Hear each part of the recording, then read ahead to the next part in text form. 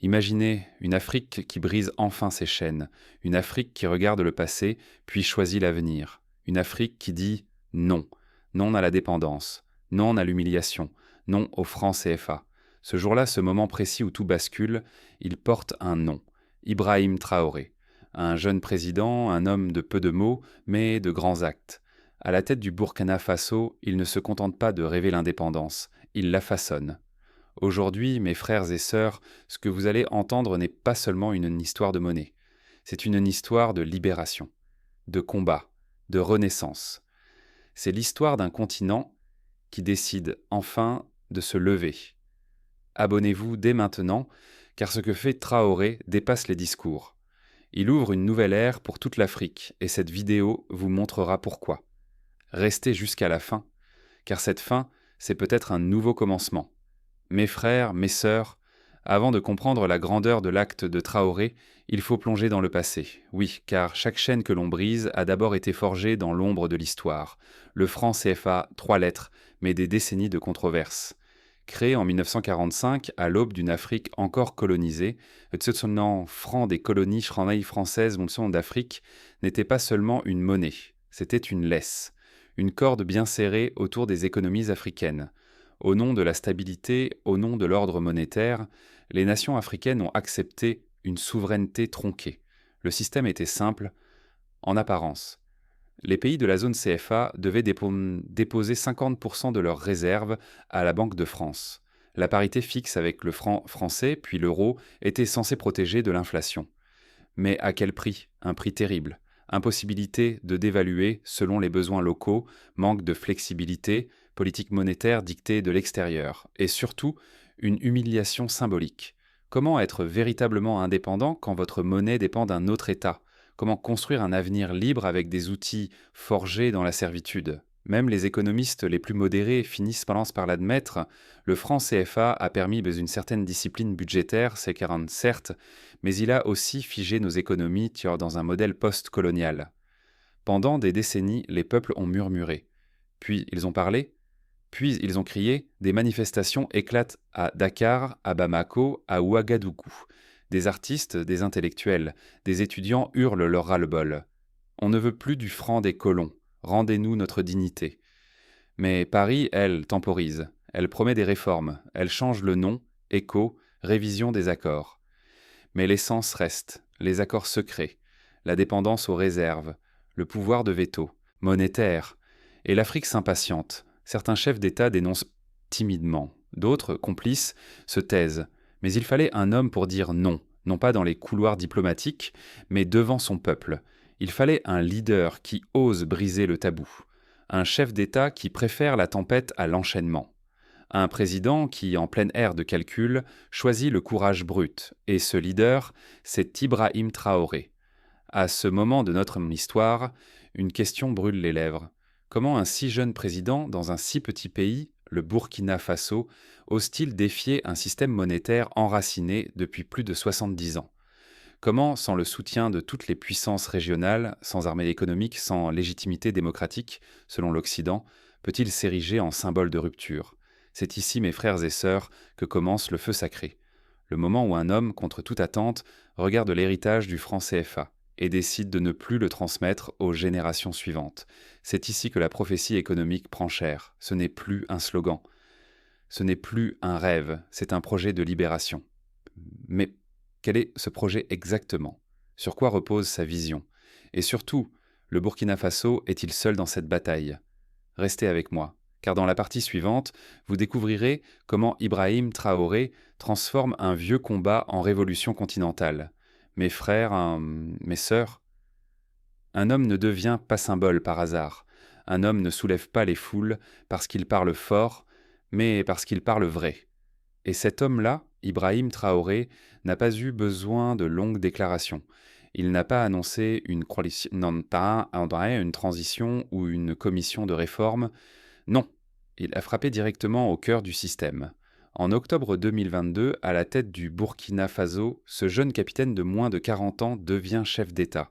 Il hérite d'un pays blessé par le terrorisme, miné par la corruption, étranglé par la dépendance économique. Un pays où la jeunesse ne croit plus aux promesses. Et pourtant, Dès les premiers mois, Traoré change le langage du pouvoir, finit les postures de soumission, finit les discours formatés par la diplomatie de façade, place à la vérité crue et surtout aux actes concrets.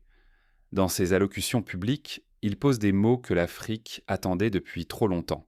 Comment pouvons-nous parler d'indépendance alors que notre monnaie dépend d'une banque centrale étrangère? Nous ne pouvons pas continuer à quémander auprès de ceux qui nous ont appauvris. Mais ce ne sont pas seulement des paroles. Traoré agit. Il retire progressivement les réserves du Burkina Faso de la Banque de France.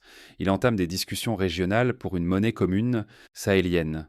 Il s'appuie sur des économistes africains, pas des technocrates occidentaux. Il abroge les accords militaires et monétaires qui liaient son pays au diktat de l'ancienne métropole. Et plus encore, il inspire. Au Mali, les militaires au pouvoir suivent la même logique. Au Niger, après le coup d'État, le ton change. La souveraineté devient un mot d'ordre. En Guinée, le débat sur le franc FA est relancé. Traoré ne crée pas une vague. Il déclenche un raz-de-marée. Mais mes frères, mes sœurs, chaque libération a son prix. Et l'ordre ancien ne se laisse pas renverser sans riposter. En France, l'inquiétude monte. Les chancelleries s'agitent. Les médias dénoncent un retour en arrière, une dérive populiste, une menace pour la stabilité régionale. Certains vont jusqu'à parler de péril russe ou d'influence chinoise, comme si un Africain ne pouvait pas penser par lui-même. Les ONG subventionnées hurlent à la dictature. Les rapports économiques évoquent un risque de décrochage. Les banques freinent les investissements. Mais ce qu'ils ne comprennent pas, ce que Paris ne comprend pas, c'est que ce combat n'est plus celui d'un président. C'est un cri collectif. Dans les villages du Burkina Faso, des femmes lèvent les bras en disant qu'ils tiennent bon. Dans les universités africaines de bas, au centre, les étudiants citent Traoré comme un héros moderne. Et dans les rues éteintes de Bobo Dioulasso, un vieillard murmure « Je croyais mourir avant de voir ça ». Mais enfin, quelqu'un ose. Ce n'est plus de la politique, c'est une résurrection populaire. Des meetings spontanés se forment, des mouvements de soutien naissent dans la diaspora. Des artistes chantent le courage de Traoré. Et partout, une question monte, et nous, quand est-ce qu'on sortira du franc CFA? Mais l'histoire est cruelle, mes amis. Plus on s'élève, plus on attire le tonnerre. Et déjà les premiers coups de foudre grondent, menaces diplomatiques, gel de financement, tentatives de sabotage, rumeurs d'isolement régional, et même des murmures sur une possible intervention étrangère. Alors, que fera Traoré? Tiendra-t-il le cap? Peut-il résister sans effondrer l'économie du Burkina Faso? Est-il seul ou l'Afrique va-t-elle vraiment marcher avec lui? Dans la prochaine partie, vous verrez comment le combat de Traoré devient une bataille totale et comment les ennemis se révèlent un à un. Mes frères, mes sœurs, il n'y a pas de libération sans sacrifice. Il n'y a pas de rupture sans douleur. Et quand Ibrahim Traoré a osé défier le système monétaire hérité de la colonisation, il savait que le coût serait élevé. Les premiers mois furent pas brutaux. Le Burkina Faso, isolé par certaines institutions financières, voit des fonds gelés, des projets suspendus, des aides ajournées, sous prétexte d'instabilité. Des médias annoncent une crise économique imminente. Les investisseurs occidentaux fuient. Les prix de certaines denrées augmentent. L'inflation commence à mordre, modérément mais visiblement. Mais au lieu de paniquer, le peuple serre les dents. Parce que cette souffrance n'est plus imposée, elle est choisie. Mieux vaut souffrir debout que vivre à genoux. Voilà ce qu'on entend dans les marchés de Ouagadougou. Voilà ce que murmurent acharnement les jeunes conducteurs de taxi, les maires qui venant des arachides, les anciens qui ont vu trop d'hivers passer. Et dans cette tension, quelque chose de miraculeux surgit. La solidarité locale. Les petites entreprises se réorganisent. Le troc renaît dans certaines zones rurales. Des projets communautaires d'agriculture, de micro-énergie, de monnaie locale voient le jour. Le pays devient laboratoire de résilience. Et cela, mes amis, le monde ne l'avait pas prévu. Il pensait en voir un effondrement.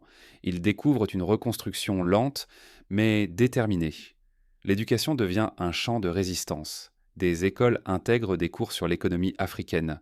On n'apprend plus seulement Keynes ou les marchés financiers de Wall Street, on enseigne les modèles panafricains, les alternatives monétaires, les économies communautaires. Dans l'armée aussi, un nouveau discours circule. Défendre le pays, c'est aussi défendre notre droit à battre notre propre monnaie. La fierté revient, et avec elle, le sens du sacrifice collectif. Sur le plan régional, les réactions sont partagées.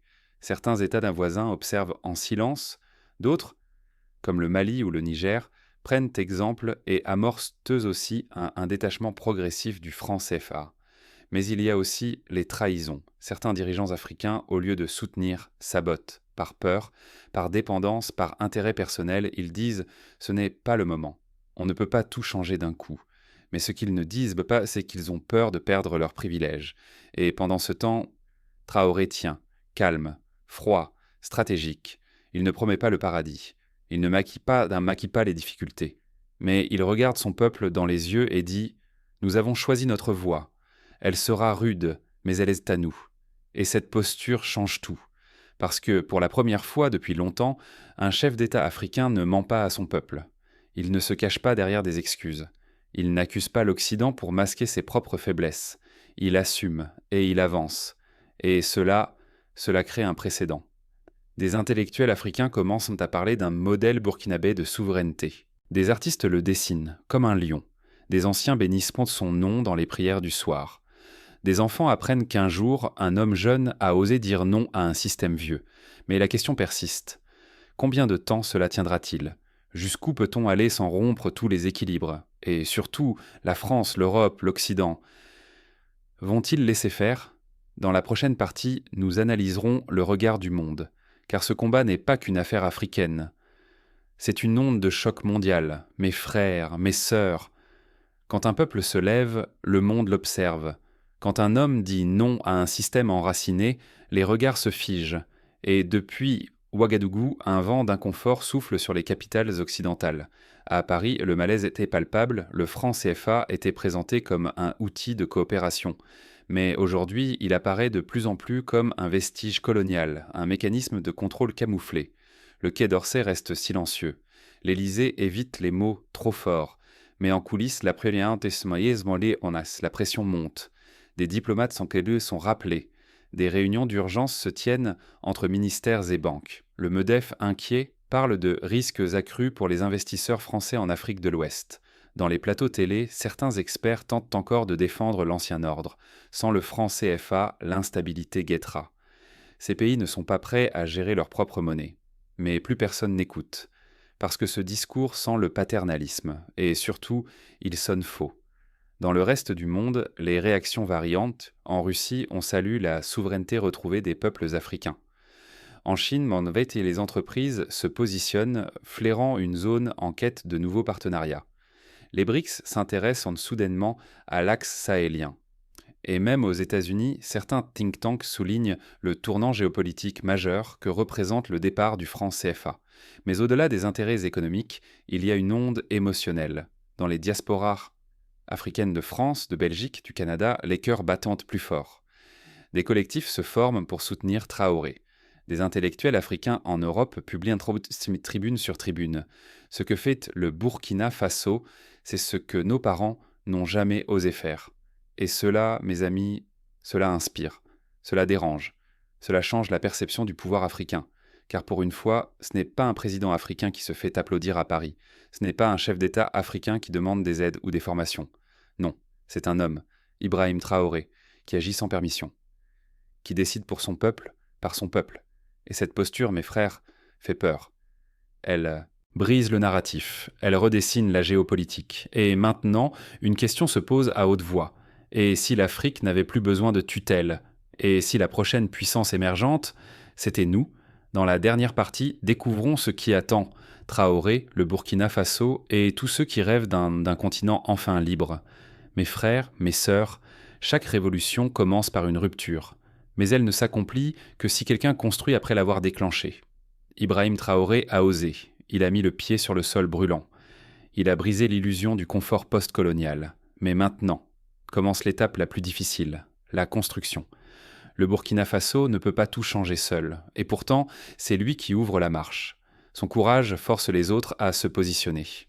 Neutre, traître, allié, chacun devra choisir son camp. Pour bâtir une nouvelle ère monétaire, il faut plus qu'un drapeau et un discours. Il faut une vision économique régionale, des institutions financières africaines solides, des accords entre pays frères. Une banque centrale indépendante, non pas contrôlée depuis Paris, mais depuis l'Afrique par des Africains. Il faut aussi une éducation nouvelle. former une génération qui comprend la souveraineté, la monnaie, la macroéconomie, pas pour réciter, mais pour décider. Car l'indépendance sans savoir n'est qu'illusion. Il faudra faire face à des tempêtes. Oui, les marchés menaceront. Oui, des pénuries peuvent arriver. Oui, les ennemis de l'intérieur tenteront des coudes tordus. Mais si nous tenons, si nous persévérons, nous pouvons créer un modèle qui inspirera toute l'Afrique. Et c'est là le plus grand défi, ne pas faire du Burkina Faso une exception héroïque, mais le premier domino. Que l'écho ne soit pas un nom marketing, mais une vraie monnaie des peuples. Que le franc CFA meure, non pas remplacé par un autre franc, mais par la dignité retrouvée. Ibrahim Traoré ne sera pas éternel, mais son geste, lui, peut traverser les siècles. S'il devient semence, s'il devient école, s'il devient vision partagée, alors mes frères, alors mes sœurs, nous n'aurons pas seulement tourné une page, nous aurons commencé à écrire un livre. Un livre qui ne s'appelle pas Histoire coloniale, mais Renaissance africaine. Et vous, oui, vous qui regardez cette vidéo jusqu'ici, ferez-vous partie des bâtisseurs, ou resterez-vous soit spectateur de l'histoire qui s'écrit sous vos yeux? Mes frères, mes sœurs, nous sommes arrivés au bout de ce voyage. Mais ce n'est pas la fin, c'est le commencement. Le franc CFA, cette vieille chaîne invisible, tombe lentement, et à sa place, une idée nouvelle grandit. L'idée que l'Afrique peut penser pour elle-même, l'idée que le Burkina Faso peut ouvrir un chemin que d'autres suivront. Ce chemin, Ibrahim Traoré l'a tracé sans demander la permission. Sans courber l'échine, sans quémander la validation d'anciens maîtres, il a pris un risque, un immense risque, et il l'a pris au nom d'un peuple, au nom de toute une génération qui refusait de mourir sans jamais connaître la vraie souveraineté. Aujourd'hui, le monde regarde. Certains doutent, d'autres critiquent. Mais au fond, tout le monde sent que quelque chose a changé. Nous ne sommes plus dans le temps des conférences, nous sommes dans le temps des actes. Alors je vous pose une question, simple mais essentielle. Est-ce que vous, oui vous, êtes prêt à soutenir cette transformation? Est-ce que vous prendrez le temps d'expliquer à vos enfants ce qu'a fait Ibrahim Traoré? Est-ce que vous partagerez cette vidéo pour que la vérité circule? Est-ce que vous accepterez de marcher, même pieds nus, sur un chemin incertain mais libre? Si oui, alors vous êtes déjà parti de cette révolution silencieuse, et vous n'êtes pas seul. Que vous soyez à Paris, Abidjan, Bamako, Bruxelles ou Ouagadougou. La flamme est là, et elle ne demande qu'à s'étendre. Abonnez-vous dès maintenant à cette chaîne, partagez cette vidéo à ceux qui doutent encore. Laissez-nous un commentaire. Que signifie pour vous la fin du franc CFA? Croyez-vous en l'avenir porté par le Burkina Faso? Écrivez, réagissez, débattez. Car tant que nos voix s'élèvent, notre continent ne pourra plus jamais être ignoré.